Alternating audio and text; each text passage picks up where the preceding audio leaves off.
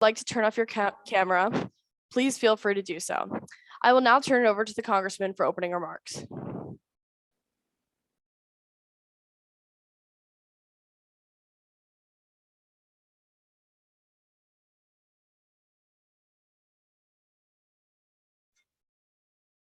Looks like we may have lost the Congressman. We're getting him back shortly.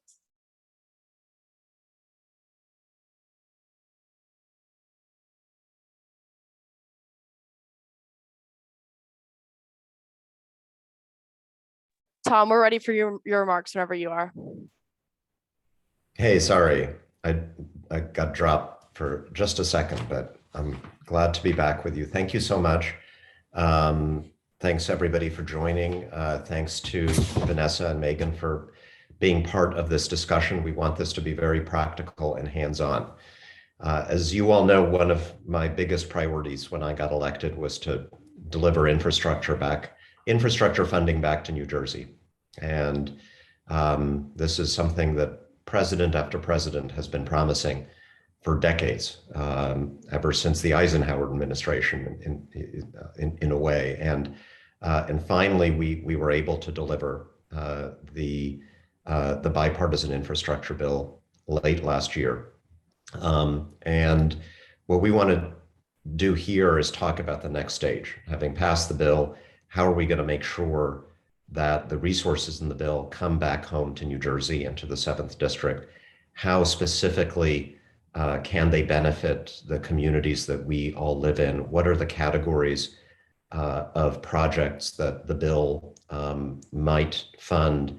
How can our municipalities and counties apply for that money, et cetera? This is the stage we're at now. And one thing I learned very early on in my congressional career is that passing the bill is just the very first step of the process. We have to make sure that that it is implemented.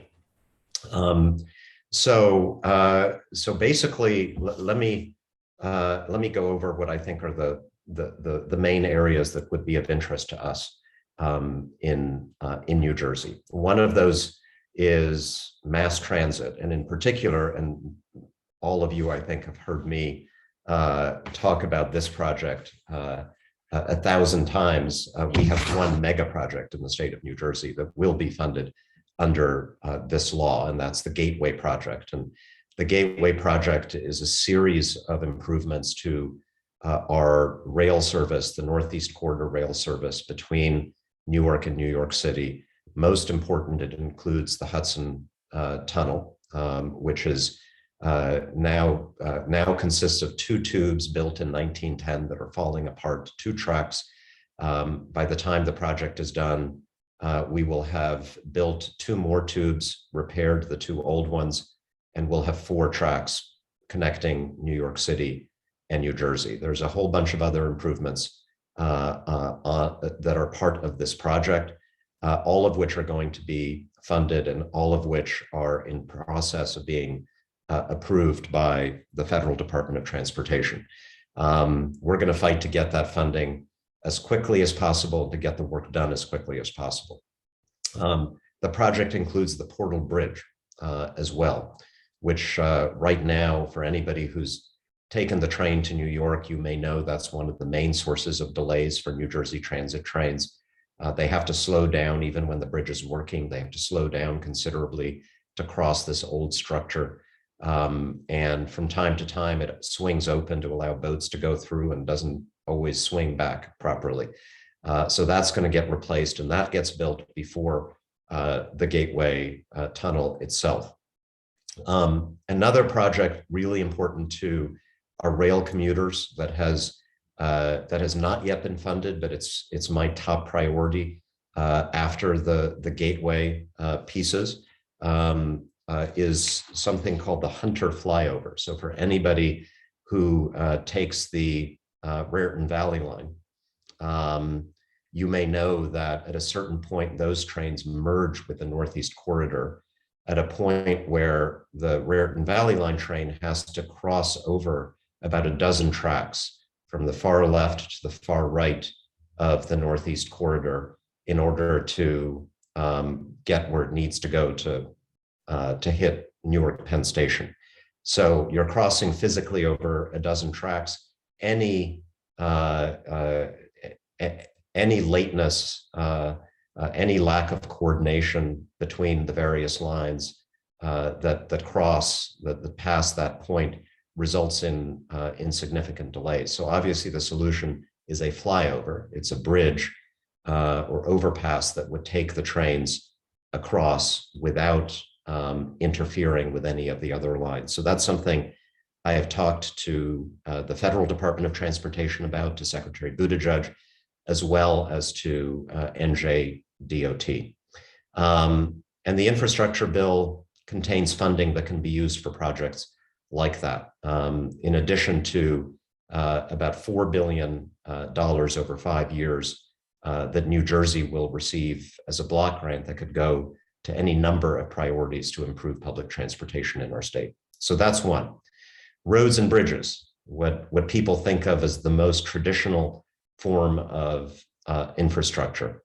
In New Jersey, we've got about 502 bridges and almost 4,000 miles of highway that are rated in poor condition. Our commute times have gone up by almost 10% in the last 10 years. And on average, every driver in New Jersey spends about $713 a year in maintenance costs because we're driving on roads that need repair. That's the pothole tax that we're trying to diminish by fixing our roads and highways. And as you know, I think the bipartisan infrastructure bill provides the single largest investment in fixing our roads and bridges since the 1950s. In the 7th district, we're going to fight to get that money down to our local communities. The state DOT has identified several projects that are high priority that will likely be funded from one source or another. And of course, the infusion of federal funds through the new bill also frees up other funds for projects that will be helpful in our communities. So just a few examples for you.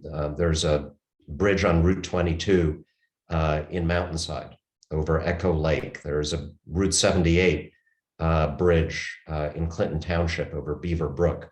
Franklin Township, a bridge on Route 57 over Millbrook. And in East Amwell Township, there's a bridge over Back Brook on Route 179. All of these are good examples of specific examples of small bridges. Nothing as headline grabbing as the Hudson Tunnel, but the types of projects that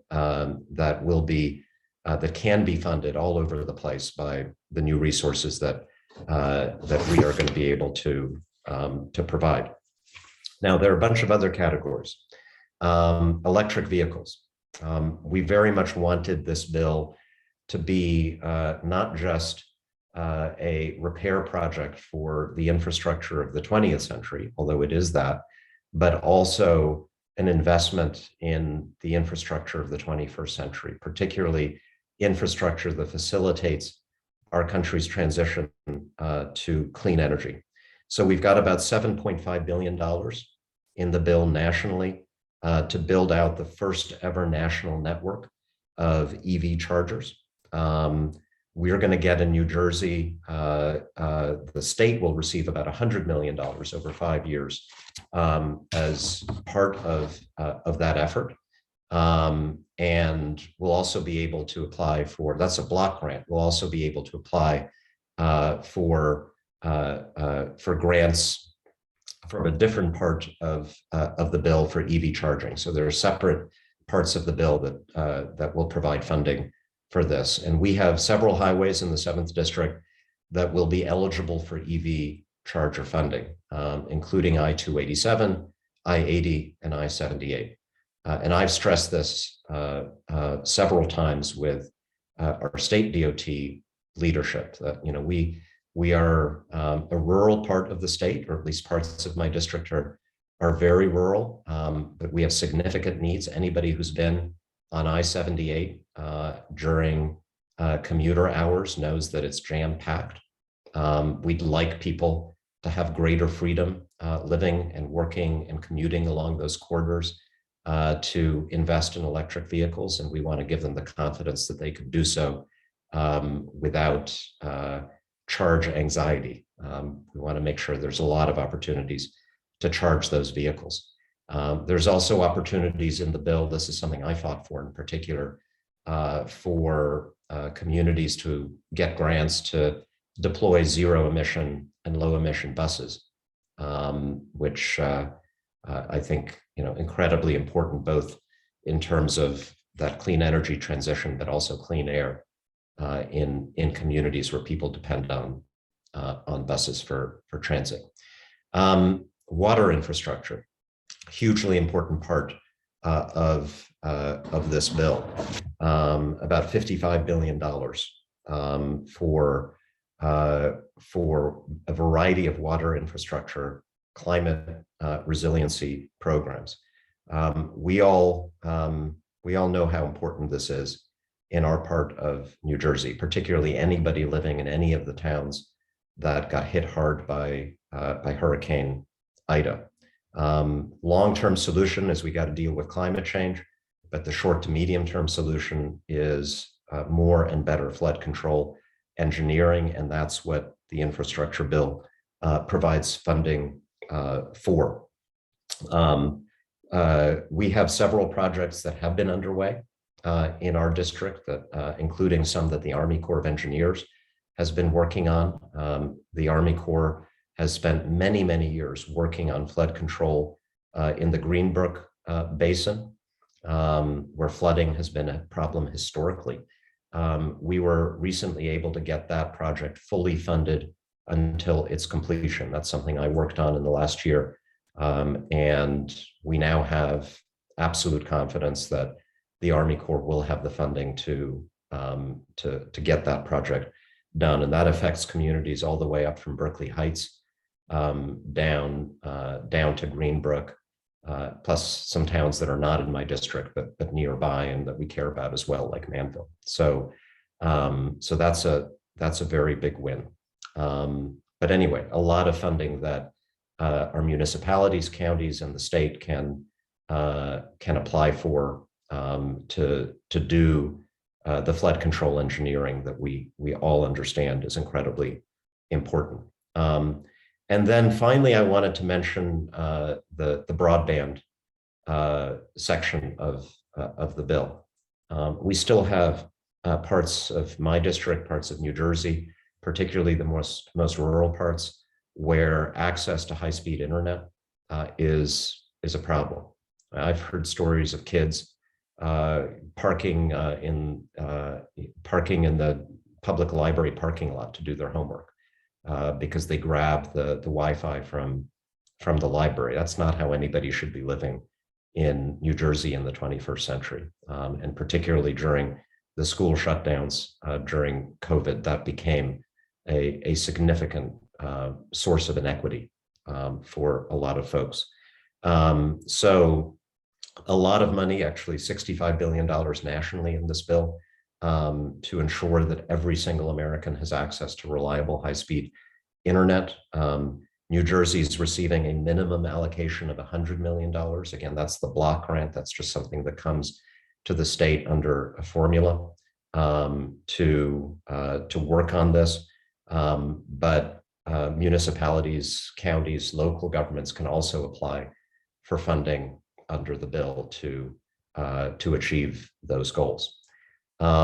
Wherever there is a grant opportunity for our municipalities, my office is there to go to bat for them. The first thing that we have done is we have put out our own guide to the Infrastructure and Jobs Act. We basically took the bill and we tried to translate it into English, which is my first language and yours, or most people. So we tried to take the legalistic legislative language and all the thousands of background documents that congressional staff have put out for members of Congress and to translate it into something that all of us can understand. So that's something we have put on our website, and I'm not sure We have, yes, it's in the chat. So the NJ-7 Infrastructure Report. And that's there, of course, for our municipal government officials, our planning authorities. It breaks down the bill into all these different categories, including the ones that I mentioned. It gives specific examples of the types of projects that can be funded under different grant categories. And so we hope all of our local governments will use this, but I think it's also something that members of the community can also look at, because, you know, I hope that you all will push your municipal authorities to apply for things under this bill. You know the needs better than anybody. You know what needs fixing in your communities. You have a vision for how the community you live in should develop.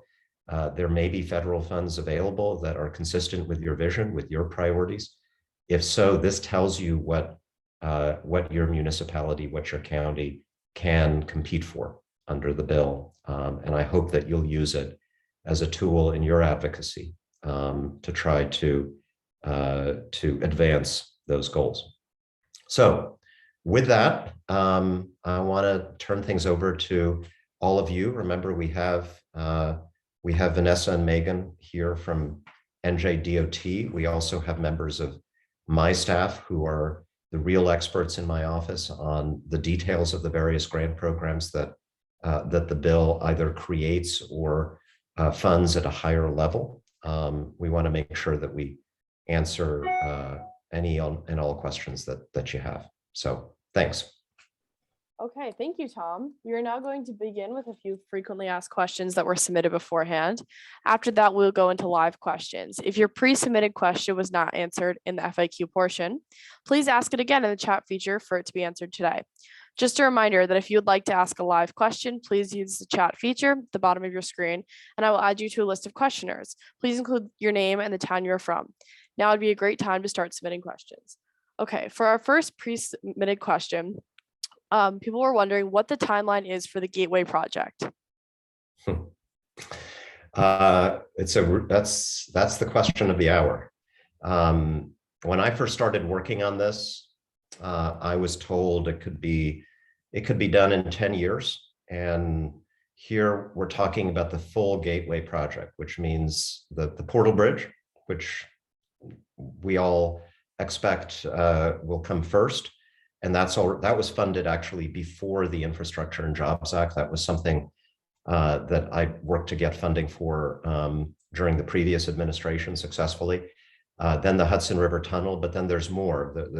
The final stage of the project involves an expansion of Penn Station in New York, because we're going to have more trains going into New York through these expanded tunnels, and so Penn Station capacity is going to have to be increased. So I heard 10 years. Then after the infrastructure bill passed, I heard some noises from the folks working on the project that suggested it might take longer. I was not happy about that. I have expressed myself publicly and privately to everybody involved in NJ-DOT, in the Gateway Regional Development Organization, Port Authority, that we are going to expect them to do it in less than 10 years. And I know that our senators, Senator Menendez and Booker, Senator Schumer from New York, I think feel just as strongly about that. We want it done safely, of course. We want to make sure that it's done right. But I feel like our job, I feel like I'm sort of Captain Kirk now, talking to Scotty in engineering and saying, you know, I need that engine online in 1 hour, not 10 hours. And he'll tell me why it can't be 10, but maybe 8. So that's where we're going to be at. But the main thing is, like, from the congressional point of view, it is funded. Department of Transportation in Washington, there are still a few I's to dot and T's to cross, but virtually all of the bureaucratic hurdles have been overcome. This has the strong support of Secretary Buttigieg and President Biden. So we are on track. It will happen. And I'm here to push for it to happen ahead of schedule. And maybe one more point on that, sorry, that we will begin to feel the improvements before the project is fully finalized, right? So when the Portal Bridge is done, we're still not going to have the new Hudson Tunnel, but the trains will be able to move much more quickly towards the opening of the tunnel. That in and of itself is going to significantly reduce delays on all of our trains going in and out of New York. Great, thank you. Our next question is, how does New Jersey plan to implement the broadband infrastructure measures in the bill? Vanessa, Megan, do you want to take that question? Although I know that's not an NJ-DOT, come to think of it, right? Yeah, that would be a BPU question. We don't handle broadband internet here. Okay. So, again, on this one, and everybody should take a look at the report that we put up, that we posted. But there are some of that money is going to go down directly to the state, which will then set its priorities and work with counties and municipalities to implement them. But there will also be funding opportunities that local governments can apply for. So take a look at the report that we posted, and all of the details will be there. Ian, is there anything you can add to that?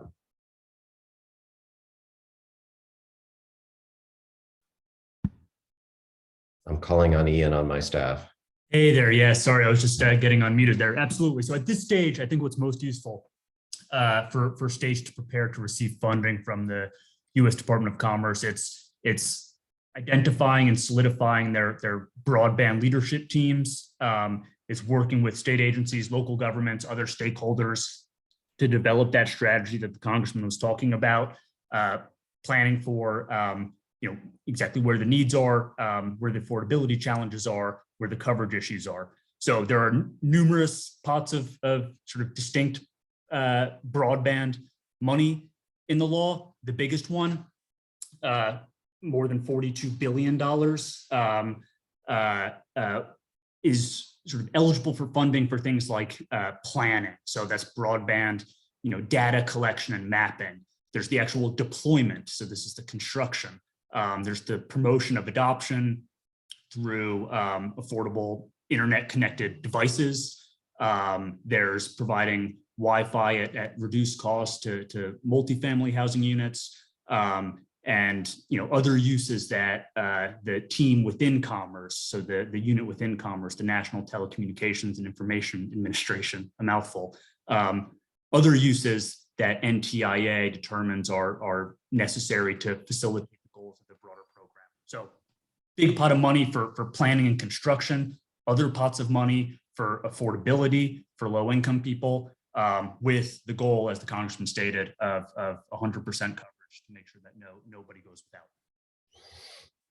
Yeah, so one of the programs you mentioned is the Department of Agriculture is running the Broadband Reconnect program, and that's an example of something that our municipalities can apply for, and that's basically loan guarantees and grants that would cover the costs of building and acquiring the equipment needed to provide broadband service in rural areas. And I imagine that some of our towns, particularly out in Warren, Hunterdon, and Sussex County, would be eligible for those kinds of grants. Great. So after our next question, we would like to go into live questioning. So just a reminder, if you would like to ask a live question, please ask it in the chat. And along with your question, please say your name and the town you're from. I see we have some hands raised. So the easiest way would just be to ask the question in the chat. So for our last pre-selected question, what is the best way to find out about grant programs created by the Act, and how can someone express support for funding of a specific local project? Well, I think, just as I said, the best way to find out is actually on the report that we just posted. I think this is both the most comprehensive and user-friendly guide out there to the opportunities in the infrastructure bill, particularly, with a particular focus on New Jersey. And, as you read through it, if there's something that you think that your town or county should be competing for, then I think the best way to express that is to do it directly to your local elected officials, but also let my office know, because we can be in touch with them. We can encourage them to look into opportunities under the law. And most important, if they choose, and this will be driven by them, the initiative has to come from our local elected officials. But if they decide to pursue funding under the bill, then I become their advocate in Washington. We help them make their application as effective as possible, and then I push whatever agency is responsible for that funding to prioritize us. Great, thank you. First, we have Mark from Frenchtown. Mark, we're unmuting you. One moment. Mark, can you hear us? Hello. Thank you. Feel free to ask your question. Any monies in this bill for ocean turbine tidal electric power or ocean wave electric power production? Ooh, that's a great question. Especially for New Jersey. Yeah, that's an exciting new technology, which I know we, in the the so-called Build Back Better bill, in the energy provisions, there was significant funding for research for new technologies. Ian, is there anything in the IIJA that could possibly be put to that purpose? Yeah, you're right. You're right to point out the significant provisions in BBB. In IIJA on wind energy and some other clean energy alternatives like geothermal and solar, there's a climate response and resiliency title or section of the bill, and there's funds for research. But in terms of sort of the mass deployment that we need, this isn't the bill for that. We're still got some more work to do there. Some good research dollars to the tune of tens of millions of dollars to make sure we are able to get these deployed ASAP around the country. And that research can support tidal as well, in addition to the more better known categories of clean energy. I would assume so. I'd have to pull the text, but it's obviously proven and needed. So I wouldn't be surprised if it were determined. Okay, I would hope so. But the big clean energy investment in the bill, in addition to electric vehicles, is to build out our national electrical grid. I didn't highlight that in my presentation because that's not something that it's going to be very local in terms of our municipalities applying for grants and so forth. But that is absolutely critical in the sense that the clean energy transition is also a transition to using electricity to power our cars, to heat our homes, to do more things that are currently powered by fossil fuels. And there's no way we're going to be able to deliver all of the electricity that we will need without upgrades to our national electrical grid. So the bill makes a very big down payment towards that. The energy provisions of the Build Back Better bill are still in play. I'm sure you all remember the history of what happened to that bill. It ultimately was tanked in its earlier form because Senator Joe Manchin was not willing to be the 50th vote that we needed. But he has indicated support for a different budget reconciliation bill, budget reconciliation being the procedure we use to get around the filibuster in the Senate. A different budget reconciliation bill that would include a significant share of the clean energy provisions from the earlier bill. So we feel like that is a more modest, perhaps, he would say more fiscally responsible version of that bill is still very much in play. Thank you. Great. Thank you so much for that question, Mark. Our next question, a participant asked me to read aloud. So here it is. What concerns do you have regarding the impact of these large government spending packages on inflation? And explain how the balance of the benefits with the inflationary consequences of this bill. Certainly. I don't have a lot of concern about long-term investments in infrastructure leading to inflation. In fact, on the contrary, the inflation that we are experiencing right now is due in part to significant constraints in getting goods that we are all buying into the United States and around the United States to the consumers that have ordered them. Those constraints involve substandard port facilities, substandard airports, highways that are in bad shape, bridges and tunnels that are congested, delays in transporting goods. So in fact, in every respect, this bill, which is, again, it's not about giving money to people. These are long-term investments in building and fixing things in our country. This bill is very well designed over time to ease some of the supply chain constraints and disruptions that are contributing to the inflation that all of us are feeling right now. I mean, just the investments in our nation's ports, which again, I didn't highlight because we do not have major ports in the 7th District in New Jersey right now, but they're going to be very, very important as we go forward in enabling our ports to function much more quickly and efficiently than they have in the past. Thanks.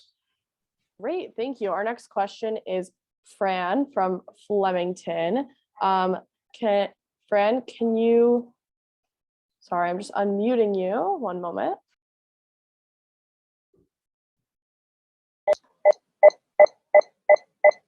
All right. Fran, can you hear me? Yes, my question is, do the local municipalities have the expertise to do the broadband planning?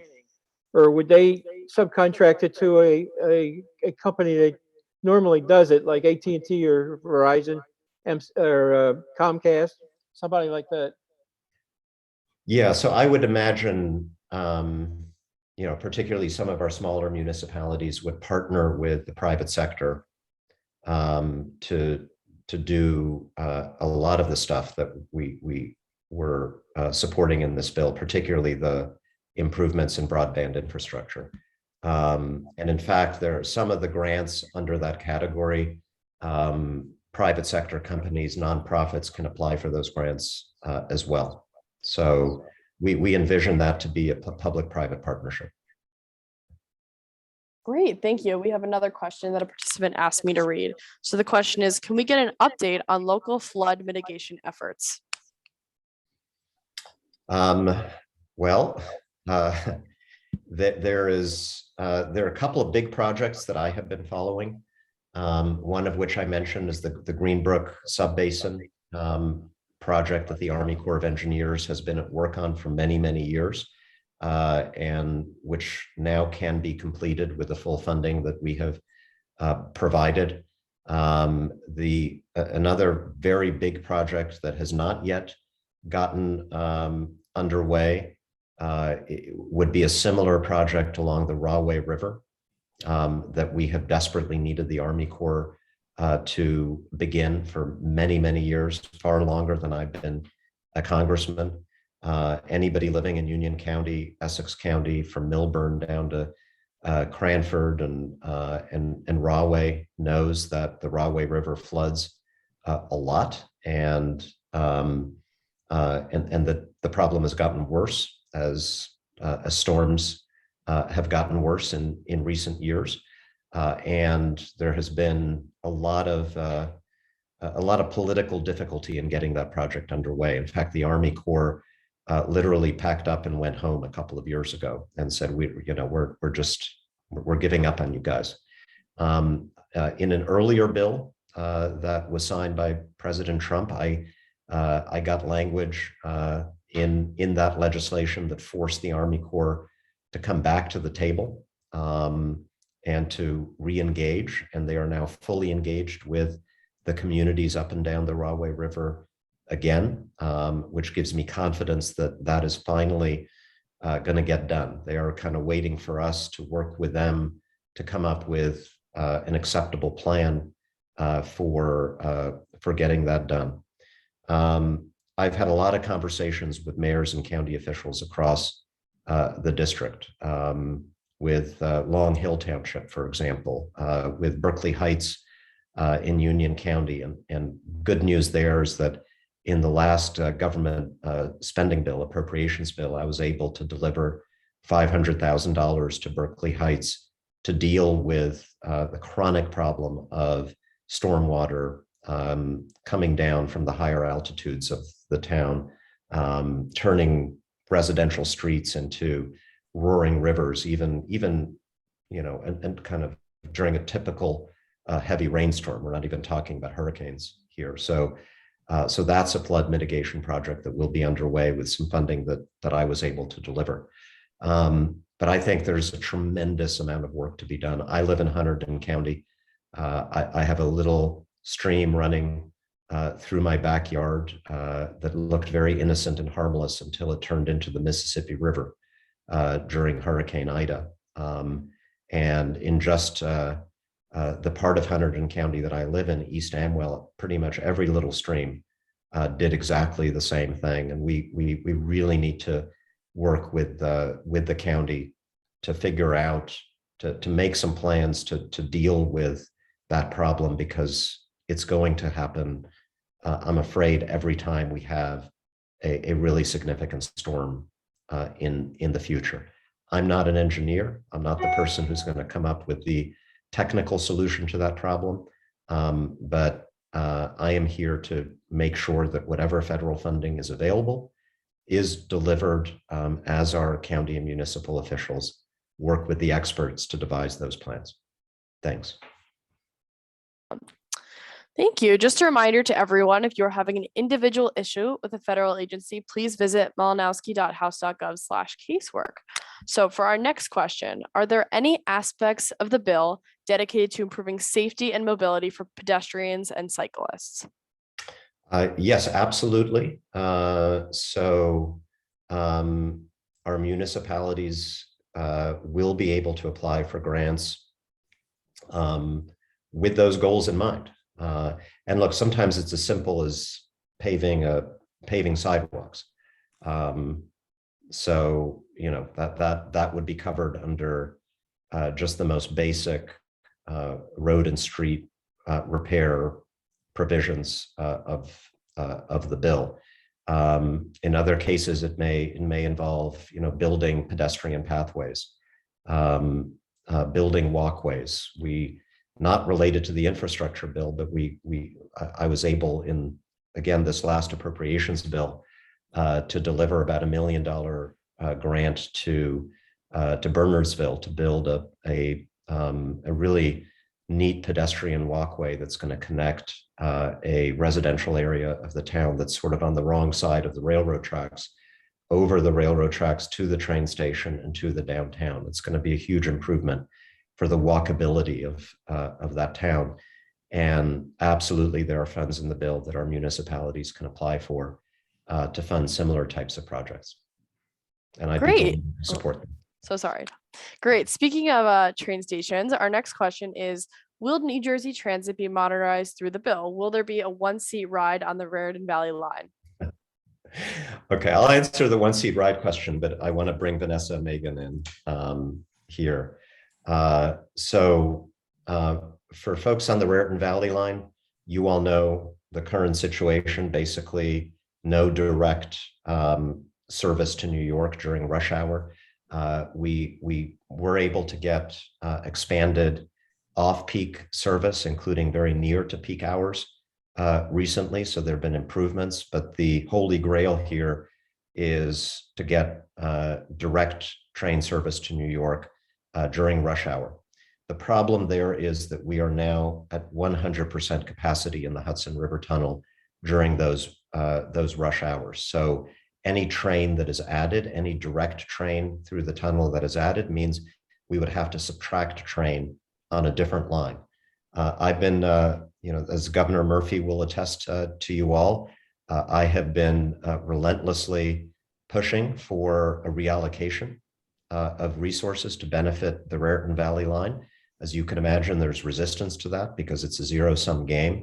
The ultimate solution to this problem is the Gateway project. It's the new Hudson Tunnel, because once we have 4 tracks under the Hudson River as against 2, there will be capacity for direct service for every train on the Raritan Valley line, as well as extensions of, in my opinion, extensions of NJ Transit service to communities that are not currently served. But Vanessa, Megan, do you want to chime in on either that, that and or other modernization priorities that you guys have that could be supported by the bill? Good afternoon, everyone. I believe that the Congressman gave a great synopsis of that portion of the potential for the tunnel. Unfortunately, that is a New Jersey Transit question, but I would be happy to speak with New Jersey Transit and get back to you with some more detail if there is anything to share. Great, thank you. Great. For our next question, participant was wondering if there was any funding or project that was not passed in the bill that you wish was and that you are now working to pass now. Oh my goodness. That's a good question. I think the bill funds the basic categories that I would have wanted to see funded. I would have liked to see more money for some of these categories. We are going to, I mentioned the need to modernize and upgrade our electrical grid in this country. And there's funding for that in the bill, but it's not enough to complete the job. So we're going to need to do significantly more there. I had pushed for more money for electrical vehicle charging stations, for example. There are some experts who think that we can do it for the amount of money in the bill. I hope they're right, but that's something that I'd wanted to see a little bit more of. $55 billion for water infrastructure sounds like a lot, and it is a lot. But the scale of the challenge with the intensity of storms growing is, I think, even greater than the funding in this bill would allow us to meet. So, there were compromises made, and compromise is not a bad word. I wanted to see a bill pass. I was delighted that it was that this was a bipartisan bill, and I do think that even with some of those deficiencies, I can still stand before you and say that this is historic, that it really is the biggest investment that we have made in building and fixing and modernizing our country since the Eisenhower administration. But yeah, I could have used more.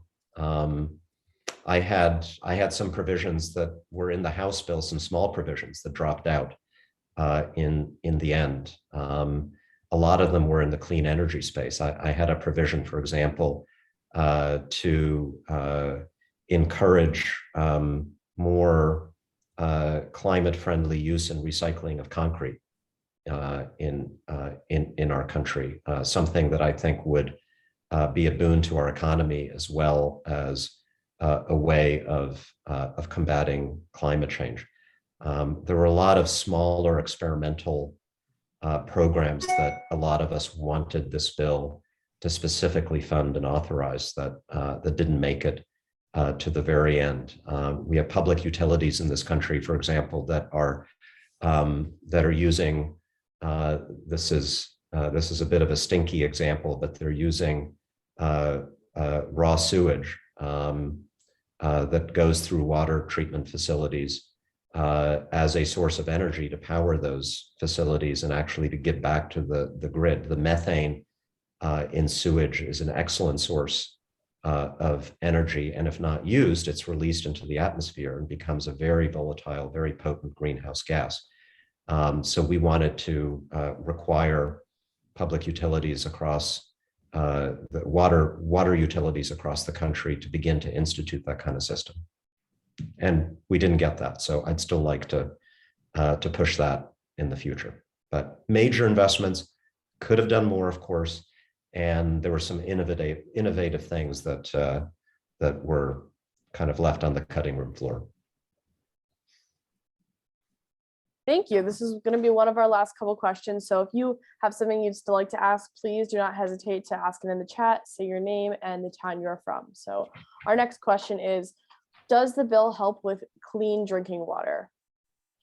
Yes, that's a very simple one to answer. Within that water infrastructure section, there's a significant amount of funding to, for example, replace lead water pipes where those still exist. That was one of the major initial goals that a lot of us had when we started to write the bill. And again, there's funding there that will come down to the state of New Jersey, but there's also funding that municipalities can apply for to improve their water systems for delivery of clean drinking water.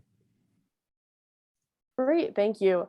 Josephine, you are next. We are going to be unmuting you. Do you hear us, Josephine?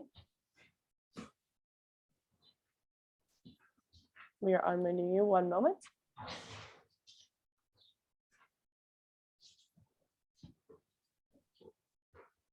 Hi.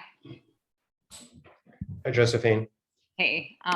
So I'm a councilwoman in Washington Borough and Warren County, and so my question is, how we have a lot of 3 actual railroad overpasses, not just in the borough but also in the township of Washington, that are going over 31 and 57, and they're in just horrendous shape. So chunks of concrete fall out of them, et cetera. So I'm wondering how we could advocate for those to be repaired, because they don't belong to the municipality, but they certainly are, in need of repair. And I know that it would be good also, I believe that there's been an emphasis on having less truck traffic, and those are rail lines that are used for freight. I wonder if that is something that's also being considered. Okay, who do they belong to? So the Delaware, it belongs to Lackawanna, but it's being run now by the Delaware. I can't think of the other part of the name. You mean by the freight railroad itself? Yes. Yeah. So those tunnels are owned by the railroad, so we can't ourselves fix them. So I'm wondering, how we try to get those rail lines repaired, and they're in terrible shape. Vanessa, can I ask you to take a crack at that one first?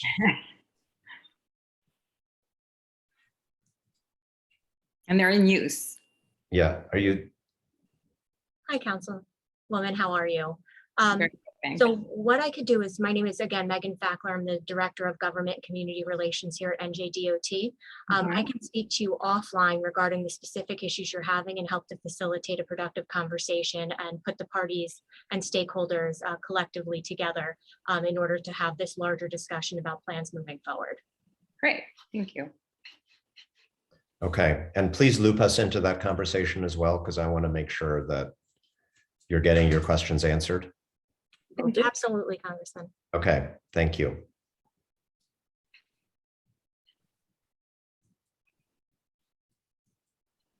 Thank you so much. So we will be ending our briefing today. Thank you so much for all your questions and for all your participation on this call. If you have any questions or concerns that you would like to be addressed, please visit malinowski.house.gov/contact. A member of our staff will review your message and we will be in touch. Additionally, if you would like to stay up to date with our office, please subscribe to our e-newsletter, which is malinowski.house.gov/contact/newsletter-subscribe. We will be putting all of this in the chat. And additionally, if you would like to see any upcoming events that we're having, events similar to this, please visit malinowski.house.gov/upcoming-events. I'm going to turn it over back to Tom for closing remarks. Great, thank you so much. And thanks for all the excellent questions. Again, I want to encourage everyone to go through the report the guide that we put up on our website. My guess is, particularly if you're a municipal official, you will have more questions. So then, feel free to reach out to either my district or Washington office, and we will work with you directly to make sure that those questions are answered. Success for me equals delivery of resources to the district. As I said at the very beginning, we created or funded these programs in the law. That doesn't mean a thing to me unless the communities that I represent actually benefit. And so our job is, we will sit with you, we will work with you, we will figure out the solution. I'm not always going to know it right away. Even my expert staff may not know it, but we will find the answer with the appropriate federal agency. And if there's a way we can help, we will absolutely do that. So thanks again. Keep the questions coming and look forward to working with everybody to make this bill beneficial to all of the communities in the 7th District. Thanks so much.